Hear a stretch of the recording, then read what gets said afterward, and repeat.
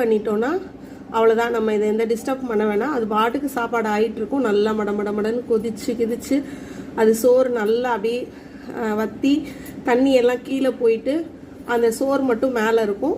அது வந்து அதுக்கப்புறம் என்ன ஆகும், ஆஃப் ஆயிரும். அதுவே ஆஃப் ஆயிரும். சோறு ஆகி முடிஞ்சு அதான் சொல்கிறேன் 3/4 மணி நேரம் ஆகும்ட்டு. அதுக்கப்புறம் சோறு அதாவே ஆஃப் ஆயிரும். நம்ம இந்த மாதிரி கொடுத்துட்டா போதும். இப்போ எங்கேயா நம்ம வெளியே போகிறோம், கடைக்கு போகிறோம், மார்க்கெட் போகிறோம், நம்ம பாட்டுக்கு ரைஸ் குக்கரில் சோறை போட்டு நம்ம போயிடலாம்.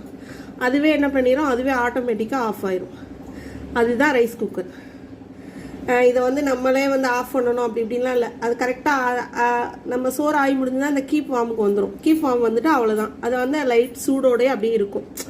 நம்ம இப்போ ரொம்ப பெரிய வேலை இருக்கும், வெளியே போயிட்டு ஒரு 2 மணி 3 மணி கூட வருவோம்.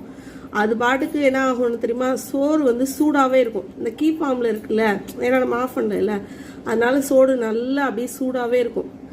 கொதிக்கவே இருக்கும். நமக்கு